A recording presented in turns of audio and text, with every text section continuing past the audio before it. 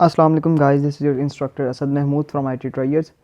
आज का लेक्चर हम वहीं से कंटिन्यू करेंगे कंप्यूटर सिस्टम ऑपरेशन से। कंप्यूटर सिस्टम ऑपरेशन क्या होता है? कंप्यूटर सिस्टम ऑपरेशन बेसिकली हमने पढ़ा था कि कंप्यूटर सिस्टम ऑपरेशन में हमारे पास तीन चीज़ें होती हैं। चार चीज़ें बेसिकली आपका कंप्यूटर सिस्टम बनाती हैं। एक आपका हार्डवेयर, एक ऑपरेटिंग सिस्टम, एप्लीकेशन, प्रोग्राम्स और यूज़र। ठीक है। और कंप्यूटर सिस्टम ऑपरेशन में हमारे पास चार चीज़ें होती हैं: CPU, डिवाइस कंट्रोलर, सिस्टम बस और मेमोरी। उसके बाद एक डायग्राम हमने देख ली थी। अब आगे कंप्यूटर सिस्टम ऑपरेशन को कंटिन्यू करते हैं। For a computer to start running when it's powered up and और rebooted, it needs to have an initial program और bootstrap program to run located at ROM. अच्छा, अब जब कंप्यूटर हम start करते हैं तो स्टार्ट होने से लेकर आपके डेस्कटॉप तक आने तक जितना सारा प्रोसीजर होता है वो बूट स्ट्रैप कहलाता है। उसको हम बूट मेन्यू भी कहते हैं। और वो सारा बूट मेन्यू जो होता है आपकी रैम में, रोम में लोकेटेड होता है, जिसको हम कहते हैं रीड ओनली मेमोरी। ठीक है। हमारे पास तीन टाइप्स की मेमोरीज होती हैं, हमें पता है। रैम होती है, रोम होती है और हार्ड ड्राइव होती है। रोम जो होता है हमारी होती है रीड ओनली मेमोरी, जिसको हम सिर्फ देख सकते हैं, उसके साथ हम कोई भी जो है ना चेंजेस नहीं अप्लाई कर सकते। ठीक है।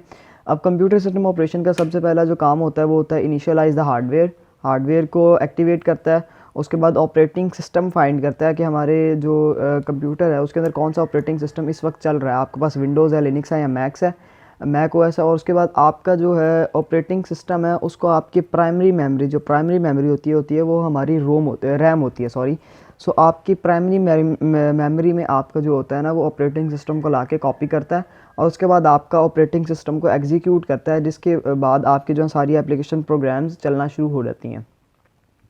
अच्छा, the operating system executes the first process and waits for some event to occur.